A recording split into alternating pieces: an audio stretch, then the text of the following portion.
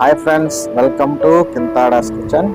ఈరోజు మన రెసిపీ మినపగారెలు కోడికూర. మినపగారెలు కోడికూర అంటే ఇష్టపడిన వాళ్ళంటూ ఎవరో ఉండరు. మరి ఇది ఎలా చేయాలో మనం ఇప్పుడు చూద్దాం.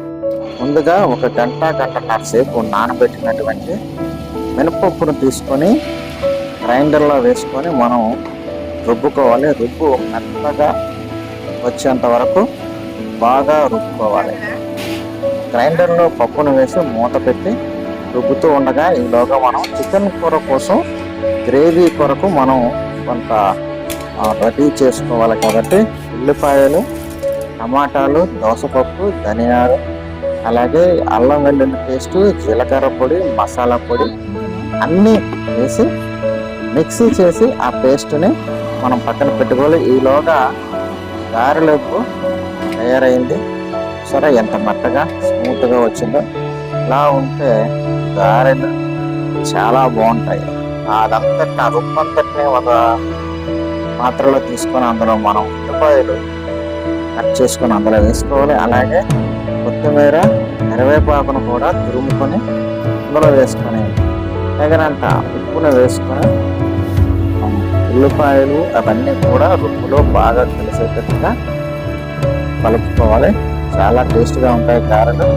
ఈ విధంగా అన్నీ కలుపుకొని పక్కన పెట్టుకొని మనం ఏం చేయాలంటే ఈలోగా చికెన్ కర్రీ రెడీ చేద్దాం.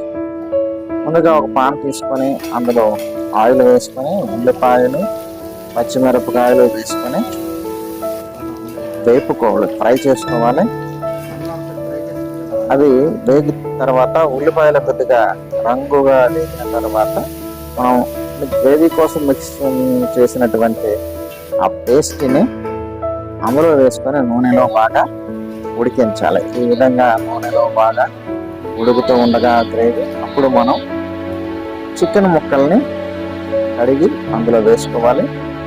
వేసుకొని బాగా గ్రేవీలో కలిపి మూత పెట్టుకోవాలి. మూత పెట్టుకొని ఒక 15 నిమిషాల తర్వాత మనం చూసినట్లయితే చికెన్ కూర రెడీ అయిపోయింది.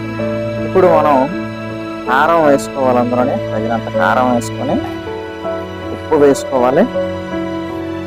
కారం, ఉప్పు వేసి బాగా కలుపుకోవాలి.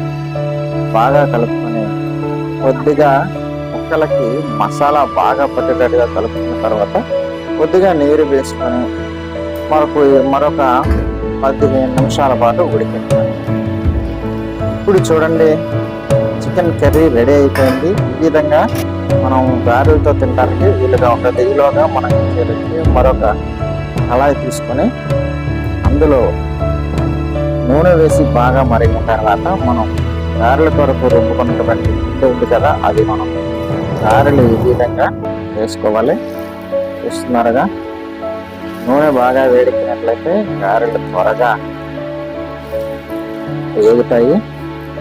కాబట్టి ఈ విధంగా గారెలన్నీ కూడా మనం వేసుకొని వాటిని మాడిపోకుండా అటు ఇటు తిప్పుకుంటూ బాగా గారెలు వేగనివ్వాలన్నదో చూసారా. ఈ విధంగా వేగితే తలతల మరుగు నూనెలో వేగుతున్నా చూసారా. ఈ విధంగా గోల్డ్ కలర్లో గారెలు వేగిన తర్వాత వాటిని కూడా మనం తీసి ఒక పాత్రలో వేసుకోవాలి. ఈ విధంగా రుబ్బంతటిని కూడా గారెలు వేసుకొని మనం పక్కన పెట్టి తీసుకోవాలి.